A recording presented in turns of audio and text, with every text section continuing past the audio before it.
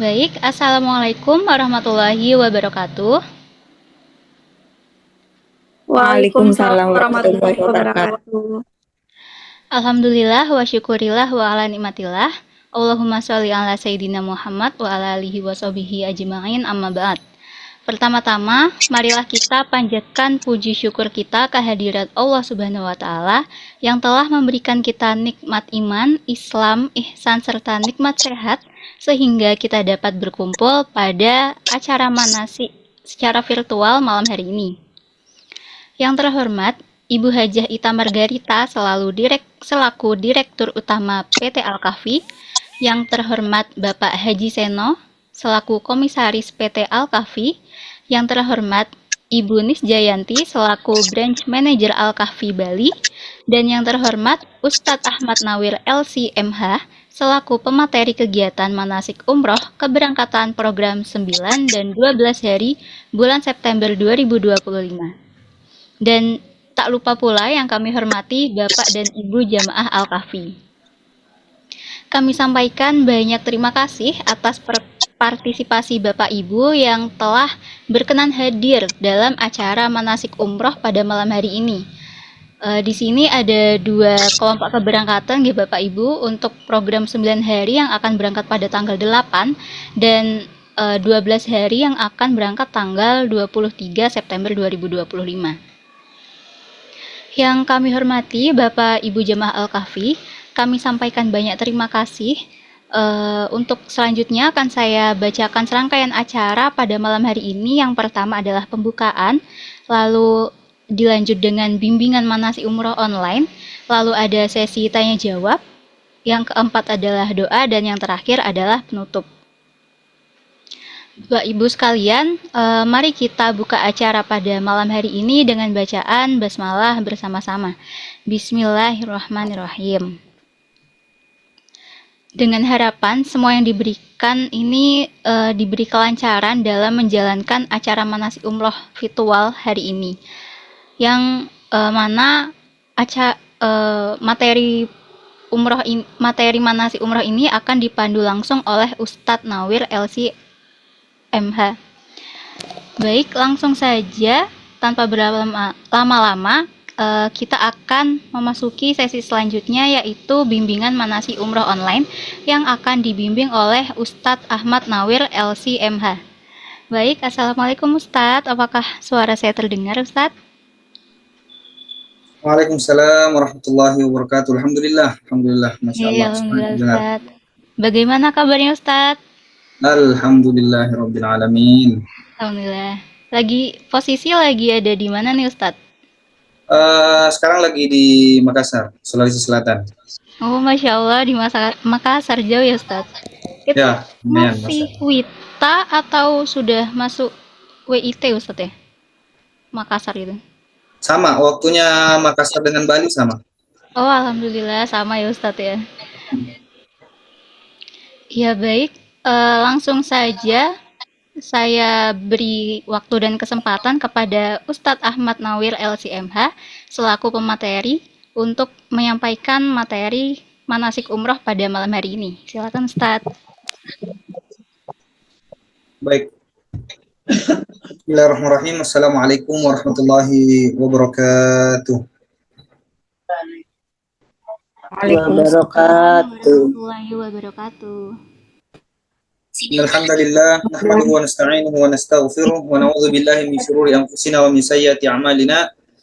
May yahdihillahu fala mudilla lahu wa may yudlil fala hadiya lahu. Asyhadu an la ilaha illallah wahdahu la syarika lah wa anna Muhammadan 'abduhu wa rasuluh. Allahumma shalli ala Muhammadin wa ala ali Muhammad. Hadirin calon jamaah umrah Al-Kahfi yang dimuliakan oleh Allah Subhanahu wa taala.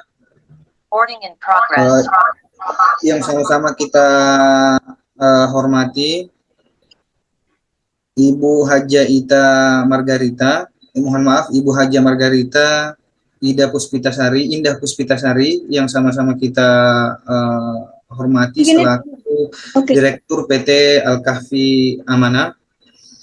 Kemudian yang sama-sama kita hormati pula Bapak Haji Seno Setio Wicaksono selaku Komisaris PT Al-Kahfi Amanah Mabrurah, yang sama-sama kita hormati pula tim PT Al-Kahfi Amanah Mabrurah yang alhamdulillah dan Masya Allah pada saat ini memfasilitasi kita untuk bertemu dalam rangka melaksanakan manasik umrah tentunya, insya Allah akan bernilai pahala di sisi Allah Subhanahu wa Ta'ala. Kemudian yang sama-sama kami hormati dan banggakan, jamaah sekalian, calon jamaah umrah PT Al-Kahfi yang insya Allah ada 2 pemberangkatan yang bergabung pada manasik kali ini, yaitu pemberangkatan 8 September, kemudian ada juga pemberangkatan tanggal 23 September. Jadi Masya Allah luar biasa, Travel Al-Kahfi ini bisa memberangkatkan jamaah umrah 2 keberangkatan dalam 1 bulan, bahkan mungkin di bulan-bulan lain bahkan lebih daripada 2 pemberangkatan. Baik, jamaah sekalian dimuliakan Allah Subhanahu wa Ta'ala, sebelum kita lanjut terlebih jauh terkait dengan manasik umrah ini, terlebih dahulu saya ingin memperkenalkan diri. Akhukum fillah, saya Ustadz Ahmad Nawir yang diamanahkan sebagai TL atau tour leader untuk membersamai jamaah sekalian, untuk mendampingi jamaah sekalian nantinya mulai dari keberangkatan sampai nantinya tiba kembali di tanah air ini. Alhamdulillah saya berdomisili di Sulawesi Selatan. Kemudian insya Allah nanti akan bergabung bersama jamaah sekalian, khususnya jamaah yang berangkat di tanggal 8, kita akan bersama-sama melaksanakan manasik offline di tanggal 6. Jadi semoga Allah Subhanahu wa Ta'ala memudahkan perjalanan ibadah umrah ini sehingga nantinya kita akan mendapatkan predikat umrah yang makbulah. Tentunya itulah harapan besar kita dalam pelaksanaan ibadah umrah ini. Jadi Bapak Ibu sekalian, mulai dari sekarang jaga kesehatannya dengan baik, kemudian senantiasalah memperbaharui iman dengan memperbanyak berzikir kepada Allah Subhanahu wa Ta'ala, mempersiapkan diri untuk menghadap kepada Allah Subhanahu wa Ta'ala. Tentunya nanti kita akan bertemu langsung dengan rumahnya Allah Subhanahu wa Ta'ala yang selama ini kita rindukan. Baik, jamaah sekalian dimuliakan Allah Subhanahu wa Ta'ala. Sebelum saya lanjut pada manasik, mungkin sudah ada beberapa di antara jamaah sekalian, bahkan mungkin banyak di antara jamaah sekalian yang sebelumnya sudah berangkat melaksanakan ibadah umroh ataupun ibadah haji. Apa betul itu Bapak Ibu?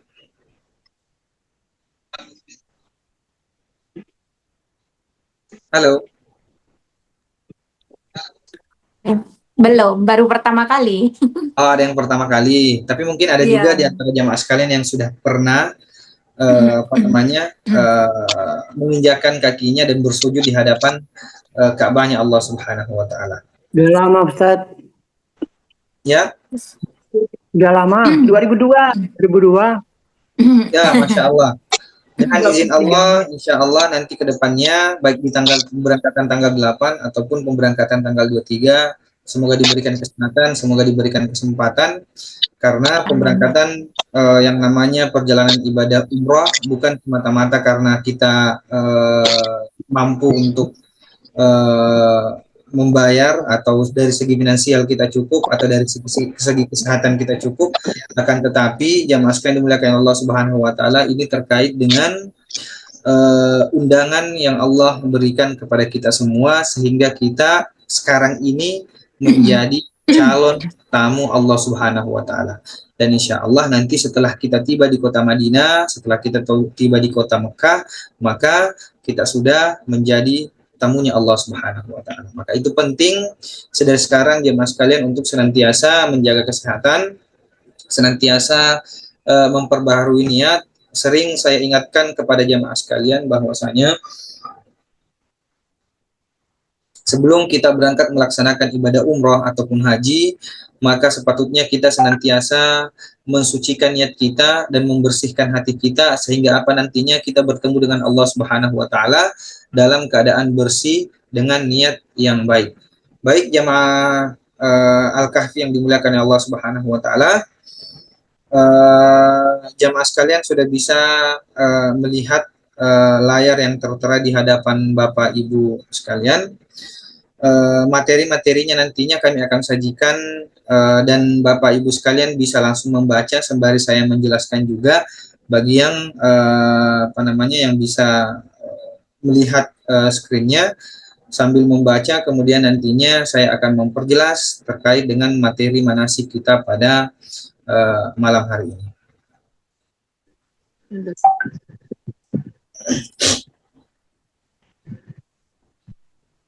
Baik jamaah sekalian dimuliakan Allah Subhanahu wa taala, sebagaimana yang saya sampaikan tadi terkait dengan niat kita.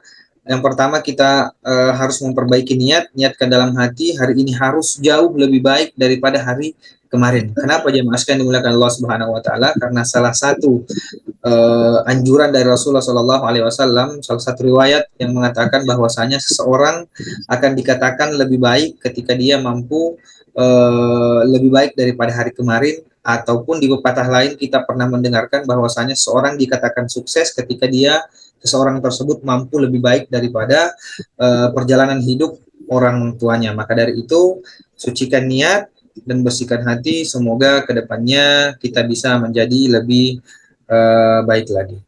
Baik jamaah sekalian dimuliakan Allah Subhanahu wa taala, hal pertama yang harus kita ketahui secara bersama terkait dengan keutamaan perjalanan ibadah umroh ini.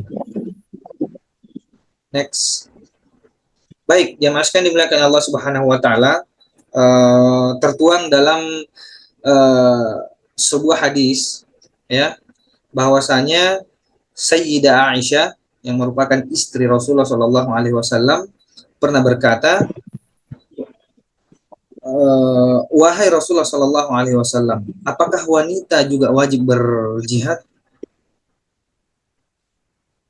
Maka Rasulullah Shallallahu alaihi wasallam menjawab, iya, dia wajib berjihad tanpa ada peperangan di dalamnya, yaitu dengan melaksanakan ibadah haji dan umrah.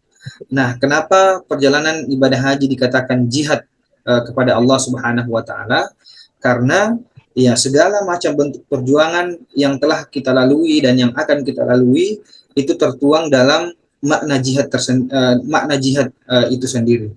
Dari segi finansial kita berusaha untuk mencukupkan, dari segi kesehatan kita berusaha untuk menjaga sehingga nantinya jamaah sekalian tiba di kota Madinah, kemudian berangkat ke kota Mekah dan melaksanakan ibadah haji.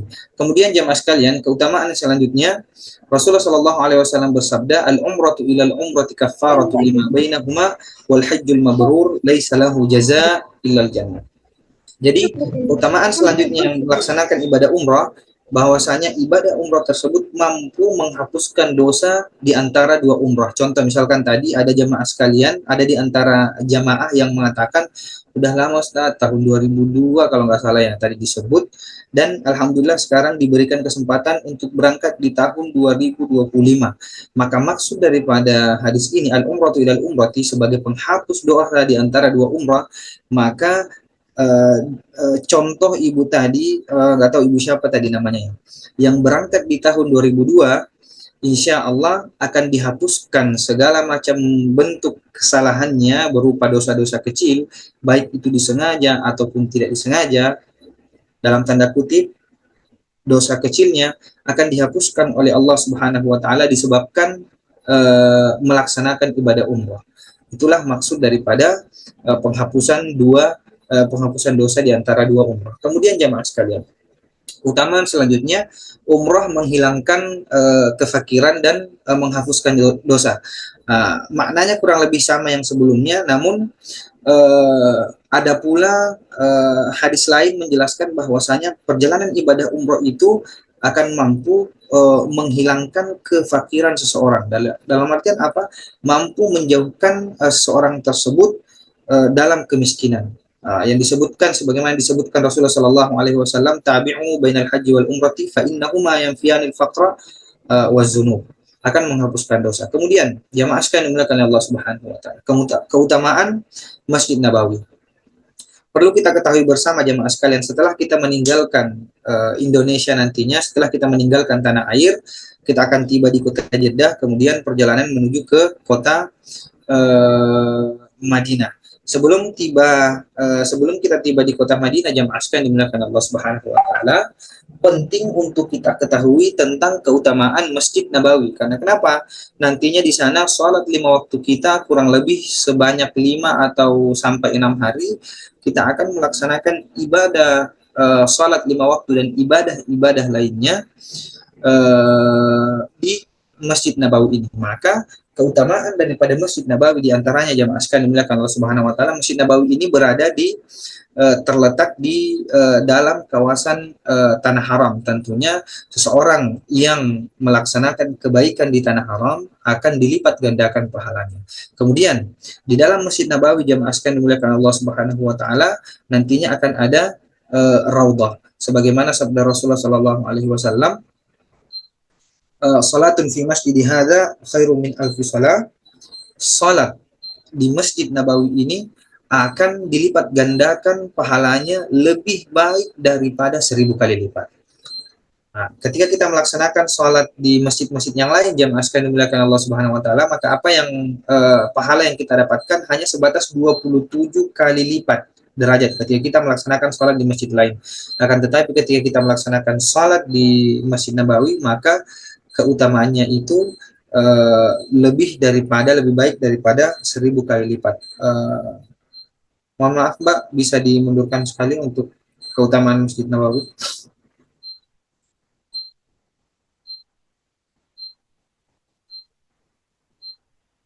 Jadi jamaah sekalian dimuliakan Allah Subhanahu wa taala, banyak di antara keutamaan-keutamaan yang harus kita ketahui. Ya, di antaranya terdapat pula kubur atau makam Rasulullah Shallallahu alaihi wasallam, yang dimana sesaat kita bisa menziarahi makam tersebut. Tentunya juga merupakan sunnah Rasulullah Shallallahu alaihi wasallam untuk menziarahi sebuah makam, apalagi makamnya Rasulullah Shallallahu alaihi wasallam sebagai bentuk kecintaan kita kepada Rasulullah Shallallahu alaihi wasallam. Kemudian yang kita ketahui bersama bahwasanya Masjid Nabawi ini terkhusus kota Madinah ini terkhusus Masjid Nabawi dilimpahkan Allah Subhanahu wa taala, melimpahkan keberkahan dan rasa aman bagi seseorang yang melaksanakan ibadah di dalamnya. Next.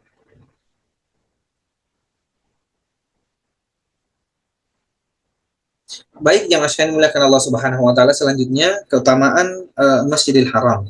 Tadi telah kita ketahui bersama bahwasanya Masjid Nabawi itu memiliki keutamaan tersendiri. Begitupun dengan Masjidil Haram yang ada di kota Mekah juga memiliki keutamaan.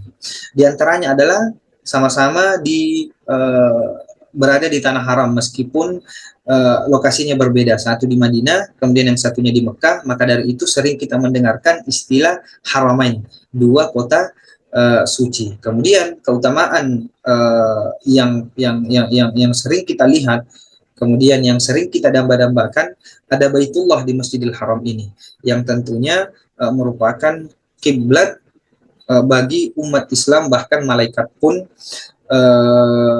memiliki Baitul Ma'mur, di atasnya kiblat tersebut. Kemudian tercurah rahmat, begitu banyak rahmat yang Allah berikan kepada masjid tersebut. Di antaranya adalah pelaksanaan tawaf itu tidak pernah berhenti selama 24 jam, selama seminggu tidak pernah berhenti. Maka itu salah satu rahmat yang Allah berikan.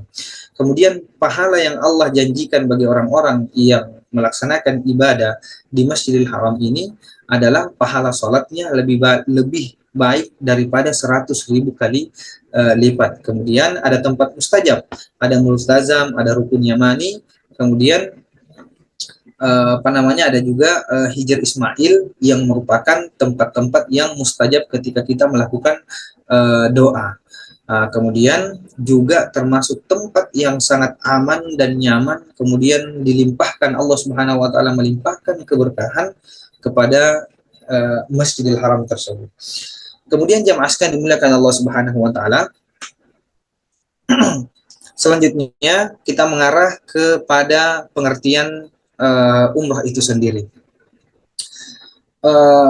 Secara istilah jamaah sekalian dimuliakan Allah Subhanahu wa taala, pengertian umrah yaitu meramaikan Masjidil Haram dengan ibadah tertentu dan tempat tertentu, atau yang mungkin lebih mudah untuk kita pahami ialah menziarahi Masjidil Haram dengan melaksanakan ibadah berupa tawaf, sa'i, dan semacamnya, yang merupakan rukun-rukun yang harus kita selesaikan pada saat melaksanakan ibadah umrah. Jadi ketika ada seseorang yang menziarahi Masjidil Haram, tapi tidak sesuai dengan ritual yang telah disyariatkan oleh syariat Islam seperti melaksanakan ibadah umrah, maka itu tidak termasuk mendapatkan pahala umrah. Akan tetapi hanya sebatas mengunjungi Masjidil Haram.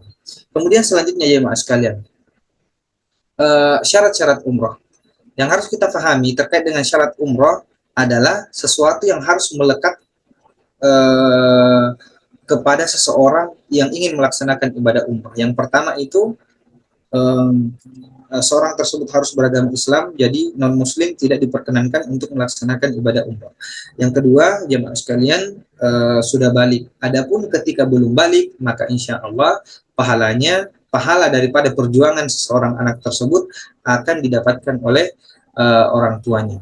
Kemudian syarat yang ketiga, harus berakal sehat. Semua ibadah pun mempersyaratkan seseorang berakal sehat sebelum melaksanakan ibadah tersebut. Kemudian seorang tersebut telah merdeka, bukan seorang hamba sahaya atau bukan seorang budak. Kemudian yang selanjutnya, yang terakhir, sebagaimana yang kita sering dengarkan, man istata'a ilaihi sabila, atau yang sanggup dari segi finansial dan fisik. Dan saya yakin insya Allah ketika niat kita baik, maka dari segi kemampuan fisik insya Allah akan mengikut. Ya, kemudian selanjutnya jamaah sekalian, kewajiban yang harus kita perhatikan sebelum menunaikan ibadah umrah, yang pertama yaitu berihram atau niat ihram pada saat kita berada di miqat. Dan ini juga termasuk daripada rukun yang harus kita perhatikan pada saat melaksanakan ibadah umrah. Selanjutnya, meninggalkan yang dilarang selama kita melaksanakan ihram. Jadi jamaah sekalian dimuliakan Allah Subhanahu wa taala, segala macam bentuk larangan-larangan ihram harus dijauhi, harus ditinggalkan pada saat kita melaksanakan ibadah umrah, karena ditakutkan nantinya akan mampu membatalkan umrah kita, atau mengurangi pahala umrah kita, ataupun nantinya bahkan bisa membayar sebuah dam. Nah, kemudian melaksanakan tawaf wada. Nah, melaksanakan tawaf wada ini ada beberapa pendapat, termasuk diantaranya ada yang mewajibkan, kemudian ada pula yang menganggapnya hanya sebatas sunnah saja atau sesuatu yang mubah. Next. Sebelum saya masuk pada rukun umrah jamaah sekalian, insya Allah terkhusus pemberangkatan tanggal 8 dan tanggal 23, karena nantinya masih ada manasik offline-nya, insya Allah nanti kita akan perjelas tata cara pelaksanaan ibadah umrah pada saat pelaksanaan manasik offline. Ini kami jelaskan supaya nantinya Bapak Ibu sekalian lebih mudah untuk mencerna pada saat pelaksanaan manasik offline, dan nantinya lebih dipermantap lagi ketika sudah dilaksanakan yang namanya ibadah umrah. Kemudian selanjutnya jemaah sekalian, rukun umrah. Nah, apa yang harus kita perhatikan pada saat melaksanakan ibadah umrah terkait dengan rukun? Nah, rukun yang dimaksud dengan rukun yaitu perkara yang harus ada dalam sebuah ibadah tersebut. Contoh misalkan ada yang namanya rukun sholat, ada rukun umrah, nanti juga ada juga rukun travel. Nah, salah satu rukun travel itu adalah harus foto-foto sebagai dokumentasi. Harus itu nantinya. Maka jamaah sekalian siap-siap nanti untuk sesering mungkin didokumentasikan. Nah, ini terkait dengan rukun umrah. Satu, kita berihram di miqat, memakai kain ihram, kemudian berniat pada saat kita berada di miqat. Kalau kita berangkat dari Madinah, berarti nantinya insya Allah kita akan miqat di Zulhulaifah atau Bir Ali. Kemudian yang kedua jamaah sekalian, kita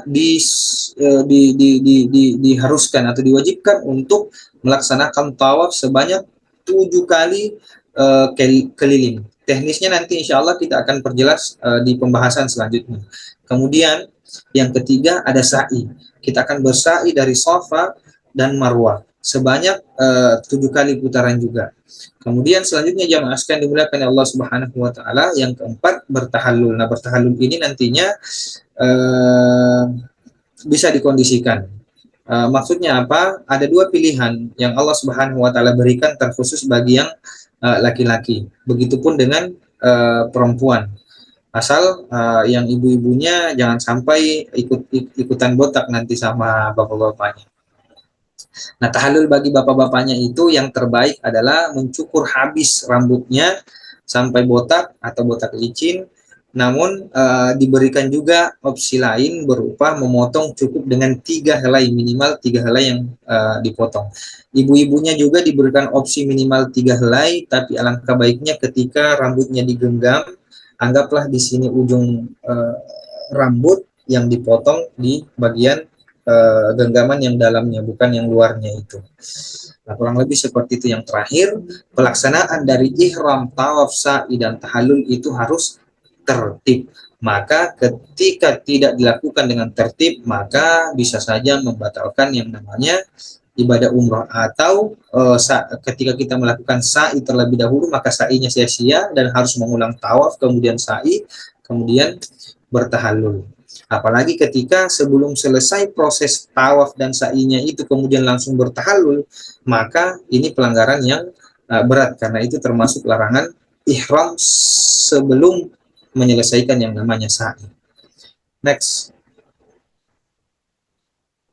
Nah, kemudian jamaah sekalian dimuliakan Allah Subhanahu wa taala. Tahapan menuju ihram yang harus dilakukan diantaranya ini masuk sunnah-sunnah yang harus kita perhatikan pada saat melaksanakan ibadah umrah. Yang pertama, apa yang harus kita lakukan jamaah sekalian dimuliakan Allah Subhanahu wa taala? Pertama, kita harus bersih-bersih. Di antara sunnahnya adalah menggunting kuku atau merapikan kuku, kemudian merapikan rambut, kemudian termasuk diantaranya adalah mencukur bulu ketiak dan bulu kemaluan. Maka itu termasuk tahapan dan sunnah yang harus kita perhatikan pada saat sebelum mandi ihram. Yang kedua, kita mandi ihram jamaah sekalian. Bagaimana tata cara mandi untuk melaksanakan umrah? Tata caranya sama persis dengan pada saat jamaah sekalian melaksanakan mandi besar atau mandi janabah, hanya saja niatnya yang berbeda. Niatnya adalah diniatkan untuk mandi, diniatkan terlebih dahulu untuk melaksanakan mandi ihram, kemudian diguyur ke seluruh badan sehingga air teralirkan ke seluruh anggota tubuh. Sama bapak-bapak sekalian ketika mandi besar, sama ibu-ibu sekalian pada saat setelah selesai haid atau nifas, mandinya sama, cuman niatnya yang berbeda. Kemudian yang ketiga, memakai wangi-wangian di badan sebelum menggunakan kain ihram, ya. Jadi nantinya baik bapak-bapak, terkhusus bapak-bapaknya, ya, begitupun dengan ibu-ibunya, sebelum menggunakan kain ihram, salah satu sunnah yang harus kita lakukan menggunakan wangi-wangian. Biasanya bapak-bapaknya suka pakai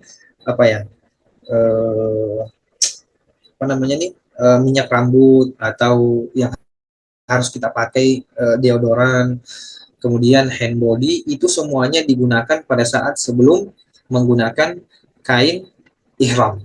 Karena ditakutkan nanti kain ihramnya terkena parfum, maka itu termasuk dalam larangan ihram. Jadi terkait dengan wangi-wangian semuanya digunakan sebelum menggunakan kain ihram. Kemudian yang keempat, menggunakan kain ihram bagi wanita, menggunakan kain ihram bagi laki-laki, kemudian bagi wanita cukup menggunakan mukena sholat ataupun yang bisa menutupi aurat jamaah sekalian.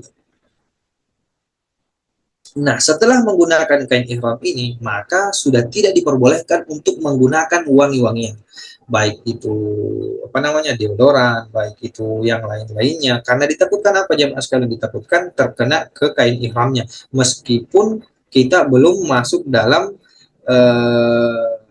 apa namanya ihram kita, karena nantinya ihram itu terhitung pada saat kita setelah berniat di Musdalifah.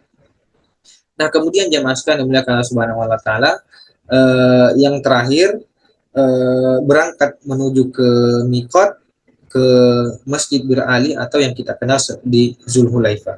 Nah, sebelum kita berangkat menuju ke miqat, ke Masjid Bir Ali, dari poin 1, 2, 3 dan 4 itu harus diperhatikan. Dan titik apa namanya? Poinnya adalah segala macam bentuk wangi-wangian yang ingin digunakan sebelum menggunakan apa namanya kain ihram, baik ibu-ibu ataupun bapak-bapaknya. Kemudian kita akan berangkat ke Masjid Bir Ali, kemudian melaksanakan miqat.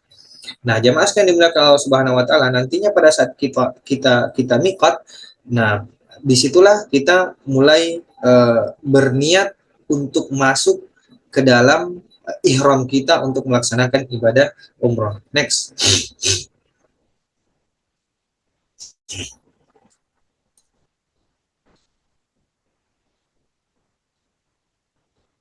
Sebelumnya.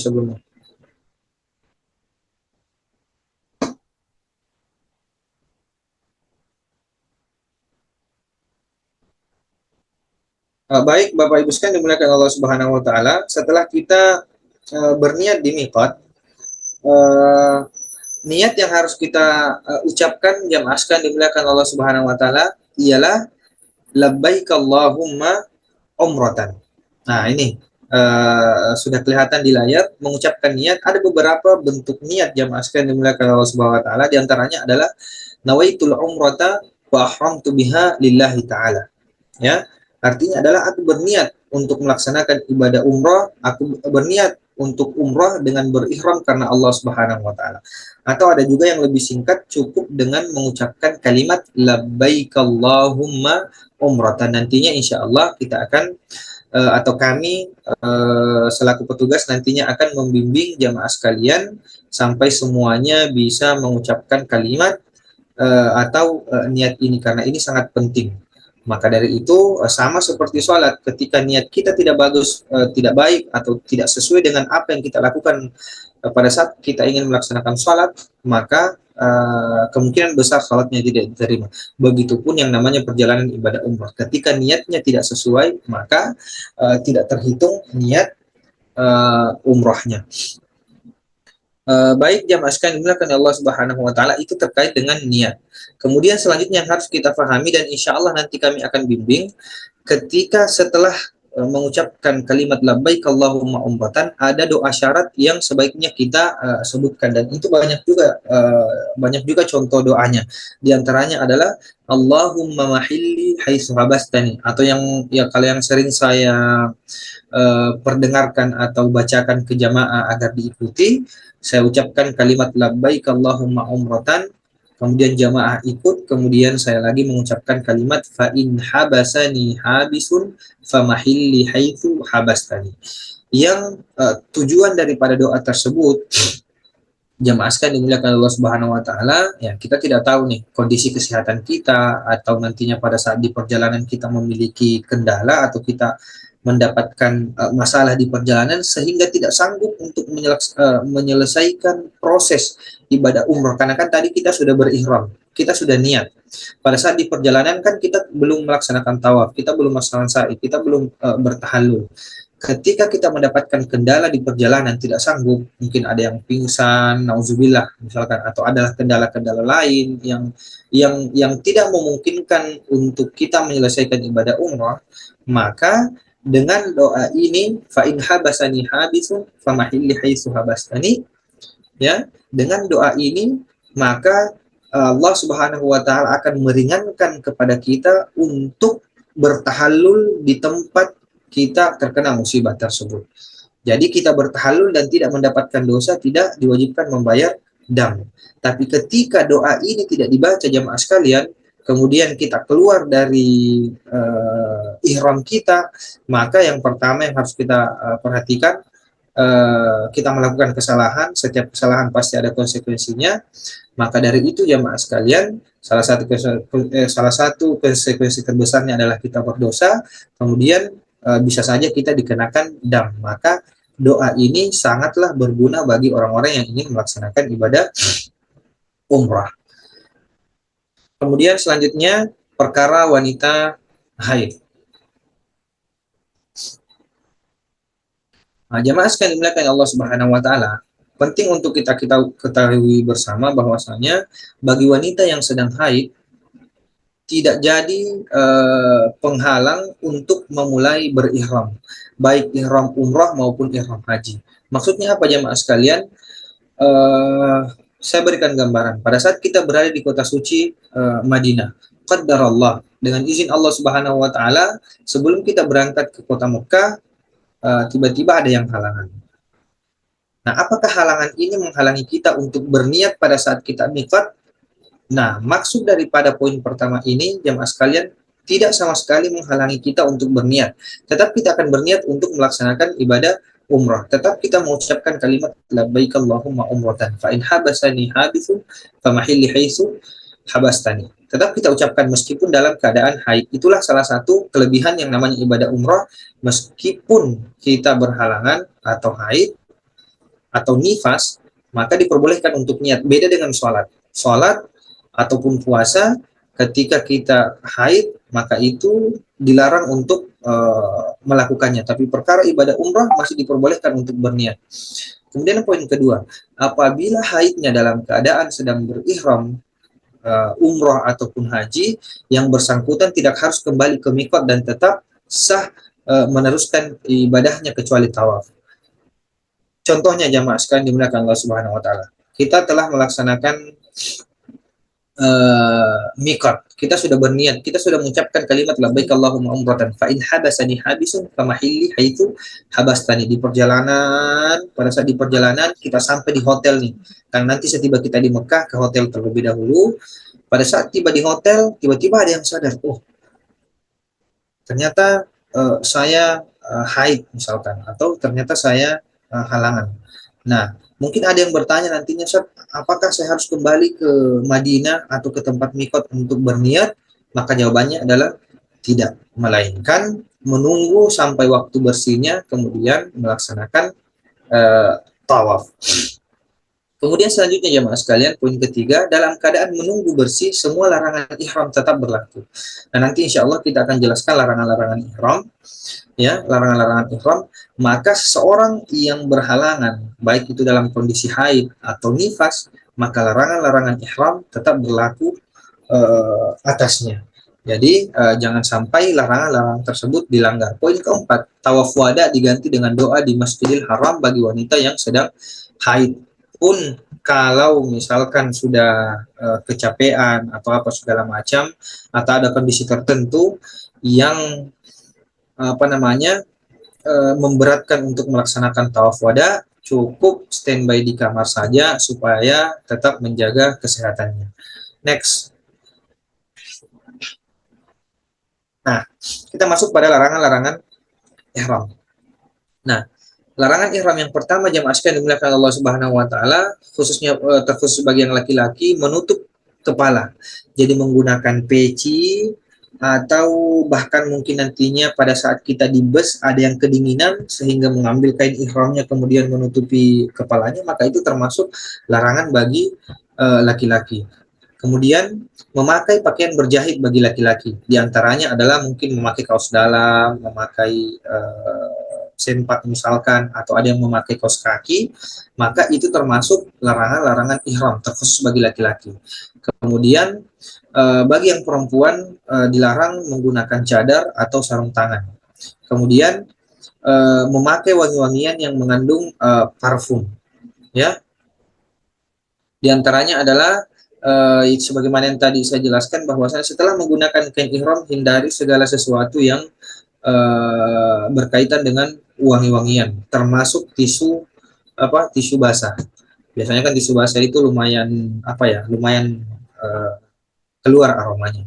Begitupun dengan apa namanya sabun. Akan tetapi ada beberapa apa namanya fatwa ulama yang mengkategorikan sabun tidak termasuk sebagai wangi-wangian, tapi termasuk alat untuk membersihkan, tapi baiknya dihindari.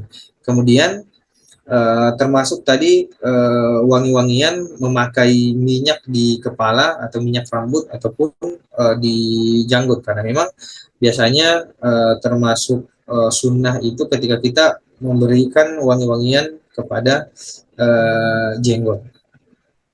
Nah, kemudian mencabut rambut atau bulu. Nah, ini keduanya berlaku bagi laki-laki ataupun bagi perempuan.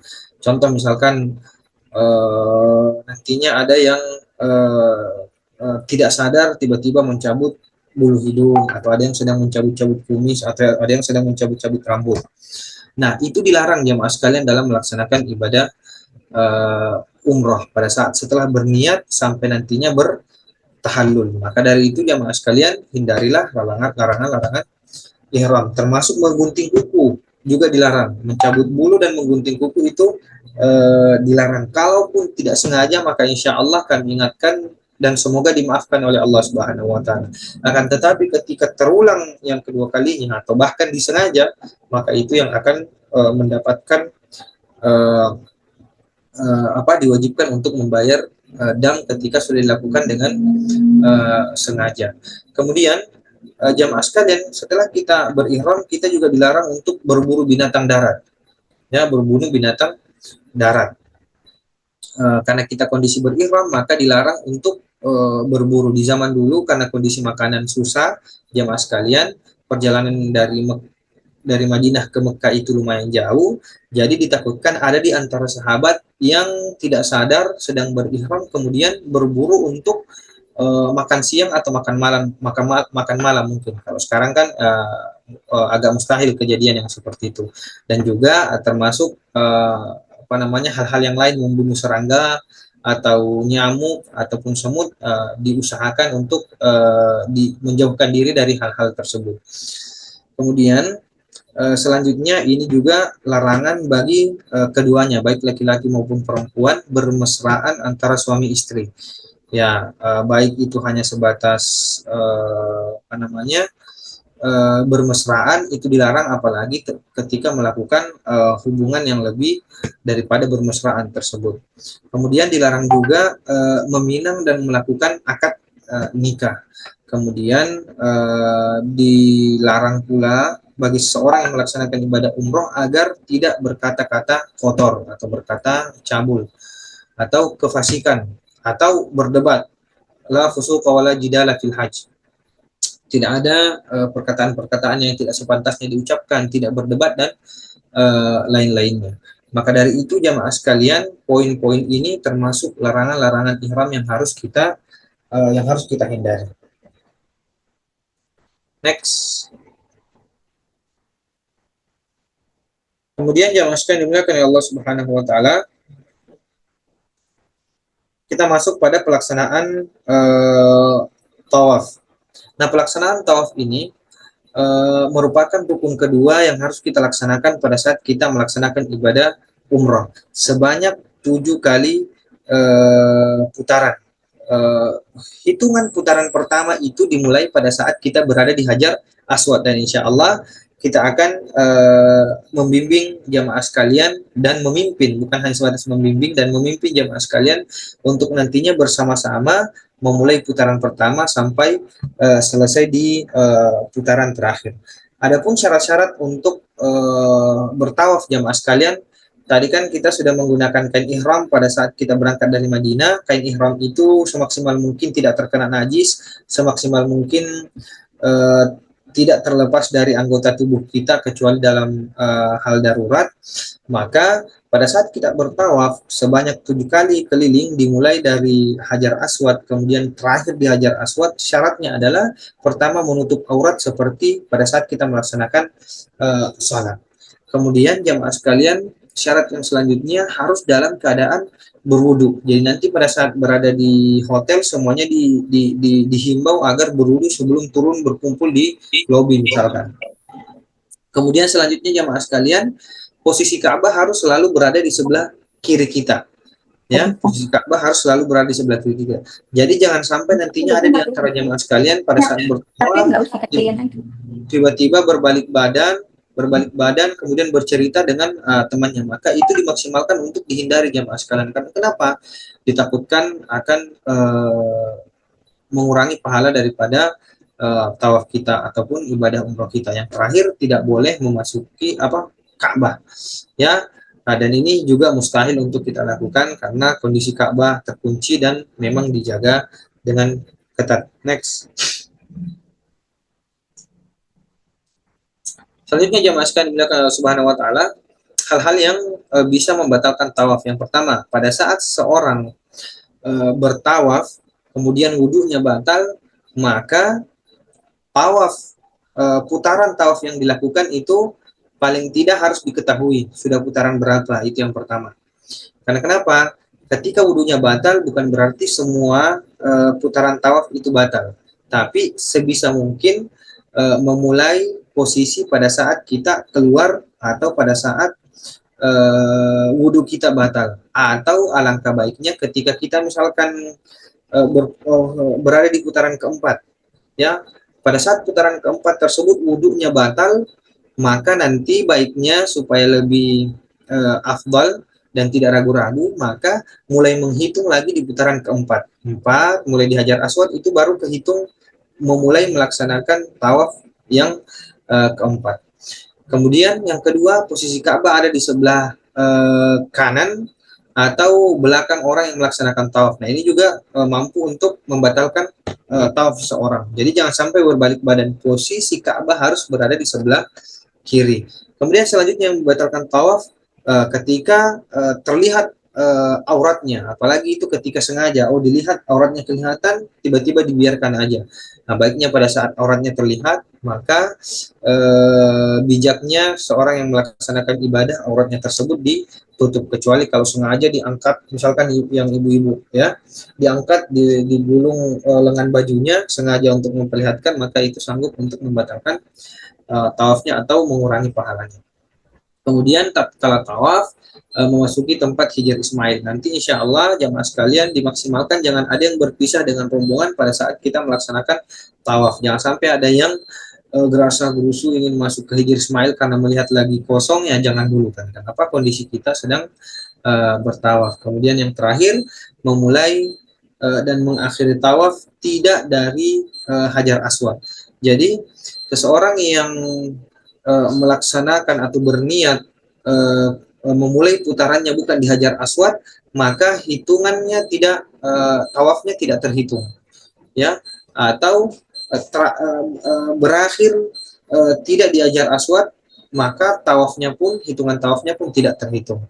Nah, keterangan yang harus kita perhatikan jamaah sekalian, batal tawaf artinya tidak batal seluruh putaran sebagaimana yang saya jelaskan tadi.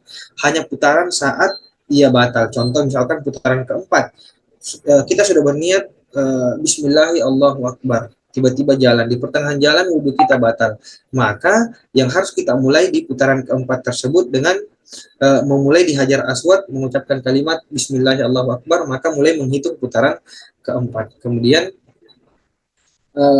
selanjutnya dilanjutkan di tempat ia batal atau kembali ke garis coklat atau kembali ke Hajar Aswad. Teknisnya seperti itu jamaah sekalian, ketika batal baiknya kembali ke lurusan Hajar Aswad. Kemudian selanjutnya jamaah sekalian dimuliakan Allah Subhanahu wa taala,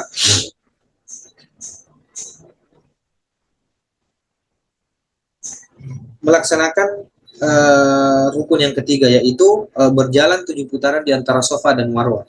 Jadi mungkin yang belum pernah berangkat melaksanakan ibadah umrah dan belum pernah melihat Masjidil Haram khususnya di tempat tawaf ini, ya sebenarnya sekarang itu kondisinya bukan bukit lagi atau bukan gunung lagi yang kita daki, tapi kita masuk dalam area masjid, ada gambarnya jamaah sekalian, jadi insya Allah tidak mendaki, cuman hanya sebatas jalan, paling ada sedikit tanjakan nantinya pada saat kita berada di Safa dan Marwah. Itu putarannya sebanyak 7 kali dan dianjurkan untuk berzikir dan berdoa sama pada saat kita melaksanakan tawaf, Di setiap putaran tawaf kita disunahkan untuk berdoa kepada Allah Subhanahu wa taala. Di setiap putaran tawaf kita disunahkan untuk berzikir kepada Allah. Sama pada saat melaksanakan sa'i pun seperti itu. Kita disunahkan untuk berdoa dan berzikir, dan insya Allah kami akan bimbing dan pimpin nantinya. Kemudian syarat sahnya sa'i. Nah, sa'i itu berjalan sebagaimana yang dijelaskan tadi. Sa'i berjalan dari Bukit Safa ke Marwah sebanyak 7 kali, memulai di Safa dan berakhir di Marwah. Jadi ketika ada jamaah sekalian yang mengakhiri sa'inya di Marwah, maka yakin dan percaya itu tidak, atau itu bukan 7 kali putaran, melainkan hitungan genap 2, 4, atau 6. Ya, kalau berhentinya di Safa. Tapi kalau berhentinya di Marwah, maka itu hitungannya ganjil. Nah, syarat sahnya adalah sama, menutup aurat seperti sholat dan seperti pada saat tawaf. Dan dilakukan setelah selesai tawaf. Sebagaimana yang kita jelaskan di awal pertemuan tadi, bahwasanya perjalanan ibadah umrah ini harus dilakukan dengan tertib, mulai dari ihram, tawaf, sa'i, kemudian yang terakhir kita akan membahas terkait dengan tahallul jamaah sekalian yang dimuliakan Allah Subhanahu wa taala. Nah, insya Allah sekali lagi saya ingatkan, kita akan belajar teknis dan tata caranya pada saat nanti kita belajar offline, ya, manasik offline, mohon maaf. Kemudian terakhir jamaah sekalian dimuliakan Allah Subhanahu wa taala, bertahallul. Nah, tahallul ini tidak boleh dilakukan kecuali setelah melaksanakan sa'i. Nah, tahallul artinya adalah kita kembali halal setelah niat ihram. Ya, maksudnya apa? Tadi pada saat kita di Bir Ali, kita berniat labbaik Allahumma umratan. Jadi banyak hal-hal yang seharusnya dihalalkan bagi kita, ya, banyak hal-hal yang dihalalkan bagi kita pada saat kita berniat labbaik Allahumma umratan menjadi haram. Contoh diantaranya, bagi suami istri dilarang untuk bercumbu atau berhubungan. Kemudian kita dilarang memotong kuku, kita dilarang untuk menggunakan parfum, kita dilarang untuk menutup kepala. Ya, kita larang untuk menutup kepala. Padahal itu sah-sah saja. Menggunakan parfum itu ya ketika memberikan aroma bagus kepada tubuh kita, ya tidak menyusahkan orang lain, itu bagus. Berhubungan suami istri mendapatkan pahala, akan tetapi dilarang pada saat kita berihram. Maka dari itu jamaah sekalian dimuliakan Allah Subhanahu wa taala, setelah bertahallul yang diartikan sebagai menghalalkan diri kita dari segala macam bentuk larangan pada saat kita sedang berihram. Kemudian ditandai dengan melaksanakan melaksanakan yang selama ihram termasuk larangan, yaitu menggunting rambut. Ya, jadi ihram itu tidak boleh, tahallul itu tidak boleh dilakukan kecuali setelah melaksanakan sa'i. Karena menggunting rambut atau mencabut rambut atau mencukur bulu, maka itu termasuk larangan dalam ihram. Baik jamaah sekalian dimuliakan Allah Subhanahu wa taala, setelah selesai tahallul, maka kita harus memperhatikan keberkahan daripada ibadah-ibadah yang kita lakukan. Tentunya jamaah sekalian, amalan-amalan ibadah yang nantinya kita lakukan pada saat berada di kota suci, dengan harapan nantinya kita bisa konsisten setelah melaksanakan atau selesai pelaksanaan ibadah umroh tersebut. Nah, jamaah sekalian, esensi daripada umroh, jamaah sekalian dimuliakan Allah Subhanahu wa taala, dan orang-orang yang berjihad atau bersungguh-sungguh untuk mencari keridhaan Allah, maksudnya benar-benar akan kami tunjukkan kepada mereka jalan-jalan kami, dan sesungguhnya Allah Subhanahu wa taala benar-benar beserta dengan orang-orang yang berbuat baik. Maka dari itu jamaah sekalian, sekali lagi saya ingatkan, perhatikan niatnya, sucikan niatnya, bersihkan hatinya, sehingga nantinya apa? Kita bersama-sama mendapatkan predikat umroh yang makbulah dan mabrur. Sebagaimana jamaah sekalian, saya berikan sedikit perumpamaan. Nantinya kita akan berangkat bersama-sama melaksanakan ibadah umroh. Kita berangkat menggunakan pesawat yang sama. Pada saat kita di sana menggunakan akomodasi perjalanan yang sama. Sama-sama kita menggunakan kain ihram, baik laki-laki ataupun perempuan. Tapi kemungkinan pada saat di akhirat kelak nantinya salah satu di antara kita akan ada yang menggugat malaikat atau bahkan menggugat Allah Subhanahu wa taala dan mengatakan, mengapa pahala saya lebih sedikit daripada teman-teman saya pada saat berangkat melaksanakan ibadah umrah? Mengapa wahai malaikat? Mengapa wahai Allah? Kenapa seperti itu? Padahal saya menggunakan pesawat yang sama, menggunakan pakaian sama, bersamaan tawafnya, bersamaan sa'inya, tahallulnya pun bersamaan, semuanya bersamaan. Akan tetapi kenapa pahala saya lebih sedikit daripada teman saya yang lainnya? Nah, ini jamaah sekalian perkara niat dari seorang tersebut untuk melaksanakan ibadah umrah. Nah, terkadang dari kita ada yang melaksanakan ibadah umrah hanya sebatas penasaran bagaimana itu Masjidil Haram, bagaimana proses melaksanakan ibadah umrah. Ada juga yang hanya sebatas ingin posting-posting foto misalkan, atau ada juga di antara jamaah sekalian yang memang betul-betul niatnya ingin beribadah kepada Allah Subhanahu wa taala. Maka orang seperti inilah yang nantinya akan mendapatkan pahala yang luar biasa dari Allah dan mendapatkan ampunan dari Allah Subhanahu wa taala. Baik jemaah sekalian, itu sedikit gambaran terkait dengan niat, maka senantiasalah mensucikan niatnya dan membersihkan hatinya agar nantinya kita bersama-sama mendapatkan predikat umrah yang mabrur. Saya ucapkan jazakumullah khairan ala husni istima'ikum. Itulah penjelasan dari kami materi manasik umrah yang sempat kami sampaikan. Mohon maaf bila ada kekurangan.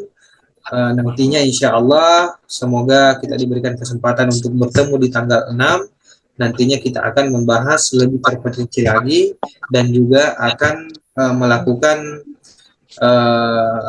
praktek atau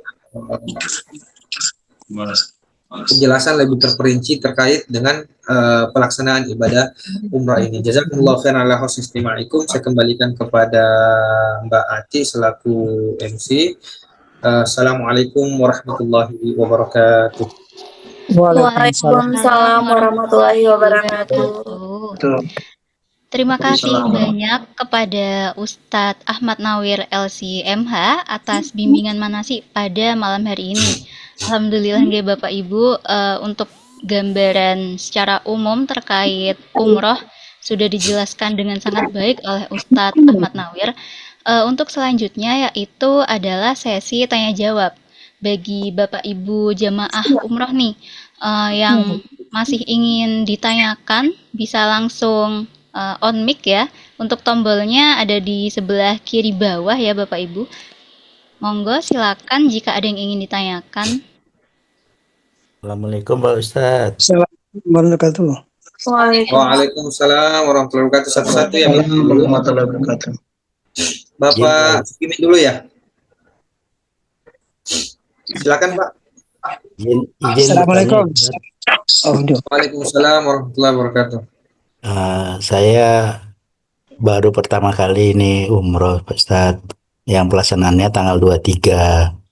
Oh ya, baik. Izin bertanya untuk kain ikhramnya kira-kira kalau 9 hari perlu berapa Pak Ustadz? Saya soalnya belum tahu. Terima kasih. Assalamualaikum Baik. warahmatullahi wabarakatuh. Baik, mungkin juga untuk sekaligus menjawab pertanyaan dari jamaah lain yang tidak sempat bertanya tapi mewakili pertanyaan ini. Jamaah sekalian, sebenarnya perkara kain ihram itu kalau perjalanan 9 hari atau 12 hari sebenarnya satu cukup, Pak. Dengan catatan kain ihramnya dijaga dari najis, ya. Karena apabila kain ihram tersebut terkena najis, maka tidak diperkenankan lagi untuk digunakan pada saat umroh selanjutnya. Sebenarnya proses perjalanan, proses penggunaan kain ihram ini cuma hitungan jam, ya Pak. Cuma hitungan jam, paling sekitar 6 atau 7 jam kita gunakan mulai dari paling sekitar 10 jam kita gunakan mulai dari niat sampai nantinya kita tahallul. Setelah itu dilepas lagi. Nanti pada saat umroh kedua baru kemudian dipakai lagi. Maka baiknya jamaah sekalian, selain daripada menjaga diri dari larangan-larangan ihram, juga menjaga kain ihram dari kesucian agar tidak terkena najis. Karena apabila terkena najis, paling tidak nantinya Bapak Ibu sekalian mencuci kain ihramnya atau mungkin mengganti kain ihramnya dengan ihram yang lain. Karena kenapa? Karena sudah terkena najis. Pun kalau takut misalkan tidak bisa terjaga dari najis misalkan, maka kalau ada kendala nantinya pada saat kita berada di kota suci, nantinya insya Allah nanti yang mendampingi, siapapun yang mendampingi, ustadznya nanti yang TL ataupun mutawif bisa minta bantuan untuk menyediakan kain ihram, dan insya Allah di bawah hotel biasanya banyak kain ihram yang dijual. Karena kenapa Bapak Ibu sekalian, kalaupun kita bawa dari Indonesia kain ihram 2 atau sampai 3 kain ihram itu terlalu banyak mengisi koper, ya. Akan tetapi jika bisa dijaga dari kesucian, kebersihan dari najis, itu lebih baik. Saya pun alhamdulillah setiap kali berangkat seperti itu. Pun waktu melaksanakan ibadah haji, saya cuma bawa 1 kain ihram, dan itu saya pakai selama kurang lebih 5-6 hari pada saat melaksanakan ibadah haji. Cukup dengan cukup dengan 2 helai kain ihram, 1 pasang maksudnya. Nah, tapi dengan catatan dijaga dari najis tersebut. Adapun ketika terkena najis tanpa sengaja, dan mohon maaf bukan tanpa sengaja, tapi najis terkena najis tapi tidak kita ketahui, maka itu insya Allah akan dimaafkan oleh Allah Subhanahu wa Ta'ala. Kurang lebih seperti itu, Pak. Terima kasih Pak Ustadz. Ya, Assalamualaikum warahmatullahi wabarakatuh. Waalaikumsalam warahmatullahi wabarakatuh. Pak Sugimin ya? Iya, Ya, Pak Ustadz, silakan. saya mau tanya. Kebetulan saya kan berangkat dulu tahun 2002, sekarang sudah kadaluarsa Pak Ustadz. Kira-kira dari pihak penyelenggara itu memfasilitasi untuk umroh, sebenarnya itu berapa kali Pak Ustadz? Baik Pak Sugimin. Kalau berangkatnya 2022, yang namanya umroh atau pahala umroh tidak akan pernah kadaluarsa, ya, melainkan akan ditabung sampai di akhirat kelak. Yang kadaluarsa itu mungkin realnya, kayaknya real di tahun 2002 itu udah kadaluarsa kayaknya sekarang. Ya Pak ya. Yang saya tanyakan Pak Ustadz, kira-kira dari pihak travel itu memfasilitasi berapa kali? Baik. Saya paham. Kita berangkat tanggal 8. Insya Allah yang ada dalam schedule kita, itinerary kita, insya Allah kita akan memfasilitasi 2 kali keberangkatan, 2 kali pelaksanaan ibadah umroh. Umroh pertama itu pada saat kita berangkat dari Madinah menuju ke Mekah, kemudian yang kedua nantinya kita akan bersama-sama melaksanakan ibadah umroh pada saat berziarah kota Mekah. Ya, jadi ada 2 kali kesempatan yang kami dua kesempatan melaksanakan ibadah umrah nanti yang akan kami dampingi insya Allah. Ya. Baik, terima kasih Pak Ustadz. Sama-sama Pak. Assalamualaikum warahmatullahi wabarakatuh. Assalamualaikum warahmatullahi wabarakatuh. Assalamualaikum Ustadz, boleh bertanya Ustadz? Silakan Pak. Waalaikumsalam warahmatullahi wabarakatuh. Ustadz, kalau setelah kita selesai tahallul Ustadz, apa kita masih sempat untuk membadakan umroh untuk almarhum atau almarhumah Ustadz? Terima kasih Ustadz. Baik. Perkara badal jamaah sekalian dimuliakan Allah Subhanahu wa Ta'ala, sebenarnya banyak cara untuk melaksanakan badal umroh ini. Juga persyaratannya harus kita ketahui jamaah sekalian. Ya, badal umroh itu artinya adalah menghadiahkan pahala umroh kepada keluarga yang sudah meninggal atau siapapun yang sudah meninggal. Ketika kita meniatkan untuk membadalkan umroh, maka insya Allah pahalanya akan sampai. Tapi dengan syarat jamaah sekalian, orang tersebut telah meninggal atau orang tersebut sudah sepuh, tua, dan tidak memungkinkan lagi untuk berangkat melaksanakan ibadah umroh. Itu syarat yang pertama. Syarat yang kedua, yang membadalkan harus yang membadalkan sebelumnya sudah pernah melaksanakan ibadah umroh. Jadi kedua syarat ini merupakan syarat mutlak yang tidak ada tawar-menawarnya. Ya. Jadi misalkan Bapak siapa tadi yang bertanya? Dedi Ustaz. Pak Dedi Bapak, Ustaz. Dedi. oh Bapak Dedi. Bapak Dedi sebelumnya sudah pernah melaksanakan ibadah umroh? Baru pertama Ustaz. Baru pertama kali. Berarti nantinya pada saat kita berangkat bersama, ya kalau berangkat tanggal 8 kita akan berangkat bersama, ya. Pada saat umroh pertama sama sekali belum diperbolehkan untuk melaksanakan badal umroh, melainkan kita berumroh untuk diri sendiri dulu. Ya, kita berumrah untuk diri sendiri. Setelah itu, setelah selesai tahallul, kemudian kita beristirahat. Pada saat umrah kedua, maka sudah diperbolehkan untuk membadalkan umrah kepada orang-orang terdekat. Tapi dengan catatan Bapak Dedi, orang yang dibadalkan tersebut sudah meninggal, atau orang yang dibadalkan tersebut sudah tua, udah sepuh, dan tidak memungkinkan lagi untuk kembali atau tidak mungkin lagi untuk melaksanakan ibadah umrah. Kurang lebih seperti itu, Pak. Atau mungkin Bapak ingin mengambil alternatif, nanti bisa dikomunikasikan oleh pihak travel atau tim Al-Kahfi. Biasanya juga ada penyediaan badal umroh. Nanti Ustaz, satu lagi Ustaz.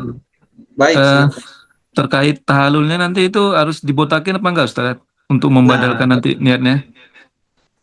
Terkait dengan tahallul jamaah sekalian dimuliakan Allah Subhanahu wa taala, sebagaimana yang disabdakan oleh Rasulullah sallallahu alaihi wasallam, Allahumma ighfir warham lil muhalliqin, berilah rahmatmu dan ampunan bagi orang-orang yang mencukur habis rambutnya, dan itu diucapkan sebanyak 3 kali oleh Rasulullah sallallahu alaihi wasallam. Kemudian disebutkan wal muqassirin. Maksudnya apa?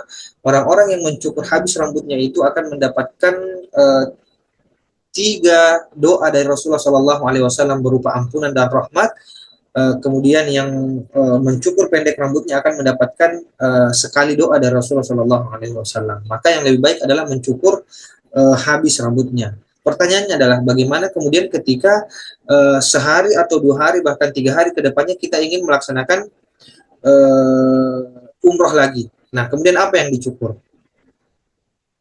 Nah, dalam kondisi seperti ini, ketika memang rambutnya tidak tumbuh jamaah sekalian, ketika sudah dibotak habis, rambutnya tidak tumbuh, maka caranya adalah cukup dengan mengambil pisau cukur misalkan, baru kemudian diberikan ke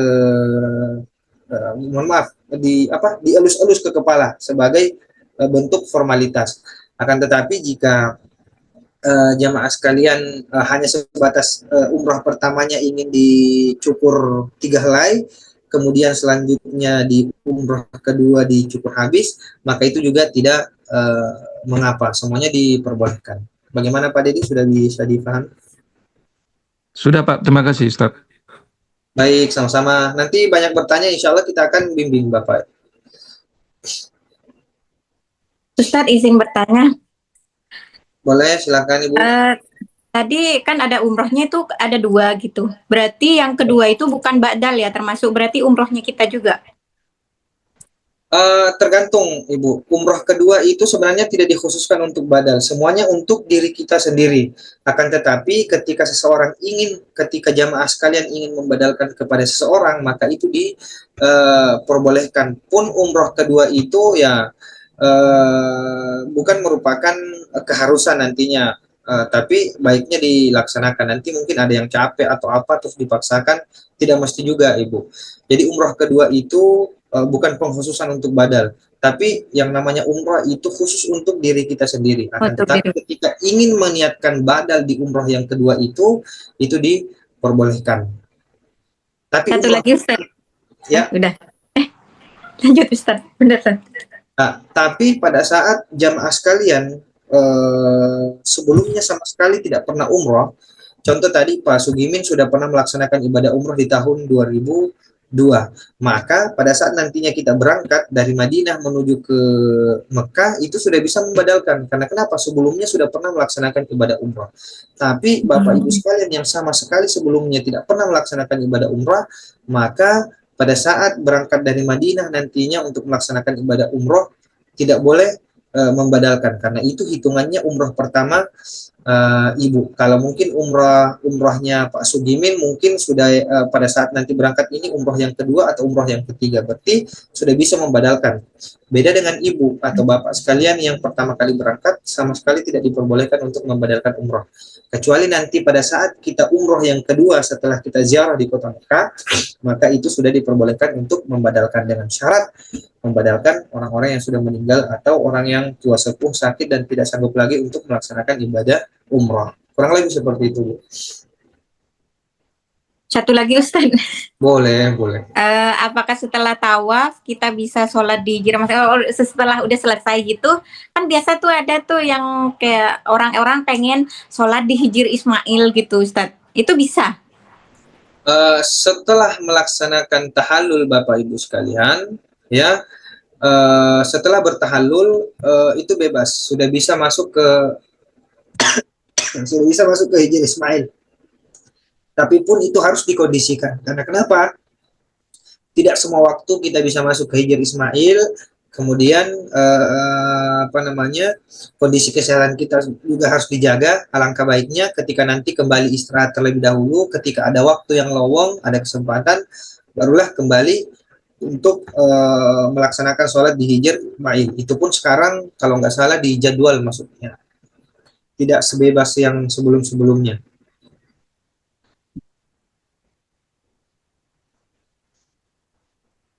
Sudah dimengerti, Bu? Sudah Ustaz. Terima kasih. Sama-sama.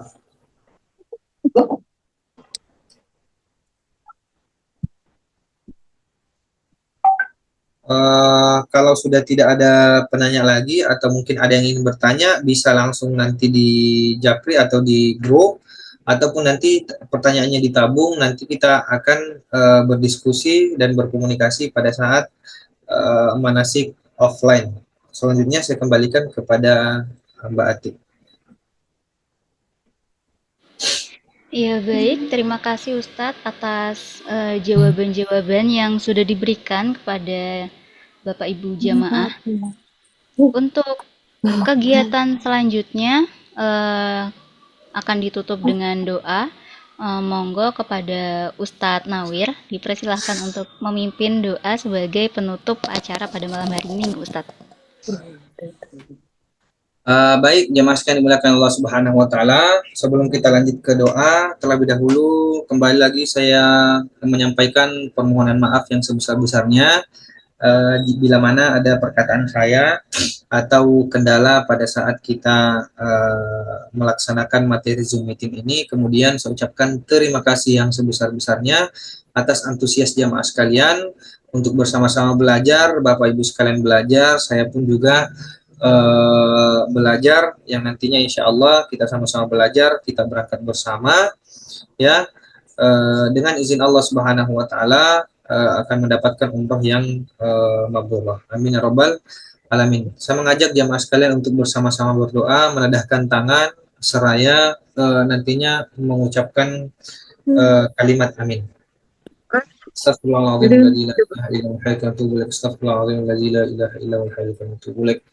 Hamdan syakiran hamdan na'imin hamdan yuwafi ni'mahu yukafi mazidah ya rabbana lakal hamd. Allahumma rabbana taqabbal minna innaka antas samiul alim. Allahumma rabbana taqabbal minna salatana wa siyamana wa ruku'ana wa sujudana wa tamim tafsirna ya Allah. Amin. Allahumma nas'aluka salamatan fid din wa afiyatan fil jasad wa ziyadatan wa barakatan fil rizq wa tawbatan qabla al-maut. Amin.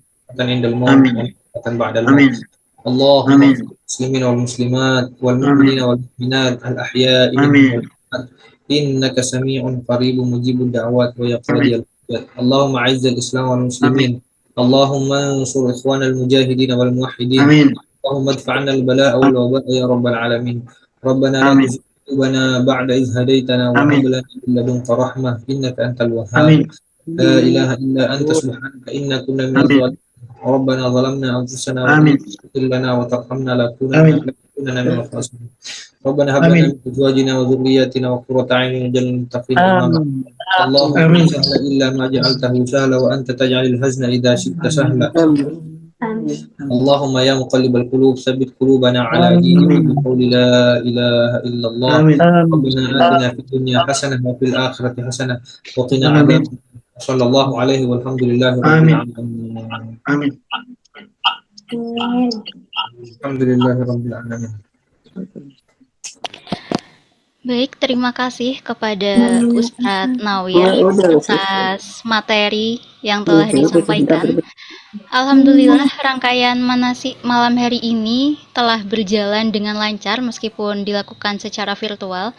Insya Allah, jika masih ada hal yang Bapak Ibu jamaah bingungkan, nanti Bapak Ibu bisa bertanya lagi nih saat manasik offline kedua, yang mana tempat dan waktunya akan diinformasikan lebih lanjut nanti ya Bapak Ibu.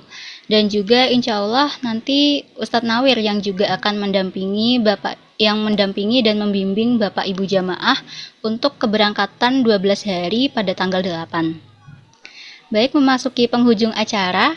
Kegiatan selanjutnya adalah foto bersama. Kepada Bapak Ibu jamaah dimohon untuk mengaktifkan kamera karena akan ada sesi foto bersama nggih. Senyum ya Bapak Ibu, mau umrah nih. Amin. Amin.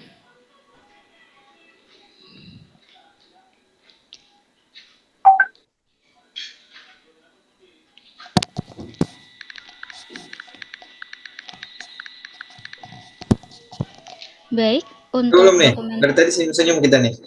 Iya, saya hitung ya Bapak Ibu. 1, belum ya? 2. Iya belum. Mohon maaf. 1, 2, 3. Lagi. 1, 2, 3. Gaya terakhir Bapak Ibu, Al-Kahfi. Seperti ini ya, tangannya membentuk segitiga. Seperti ini, nggih, seperti itu. Oke, 1, 2, 3. Oke, baik, terima kasih. Baik, Bapak Ibu yang berbahagia, alhamdulillah acara manasik umroh ini telah kita lalui bersama. Semoga ilmu yang dapat Bapak Ibu dapatkan pada malam hari ini bisa dipraktekkan dengan baik di waktu umroh dan mendapatkan umroh yang mabrur. Amin ya rabbal alamin. Kami selaku manajemen PT Al-Kahfi mengucapkan terima kasih atas segala perhatiannya. Mohon maaf sebesar-besarnya atas segala kekurangan dan tutur kata yang salah, dan juga sampai bertemu lagi di manasik umroh selanjutnya. Akhir kata, wabillahi taufik wal hidayah. Wassalamualaikum warahmatullahi wabarakatuh. Waalaikumsalam Waalaikumsalam warahmatullahi Terima kasih Bapak wabarakatuh. Ibu, sehat-sehat semua, jaga kesehatan ya semua. Amin. Insya Allah yang berangkat tanggal 8 kita ketemu tanggal 6 insya Allah. Waalaikumsalam warahmatullahi wabarakatuh. Assalamualaikum warahmatullahi wabarakatuh. Izin keluar. Waalaikumsalam.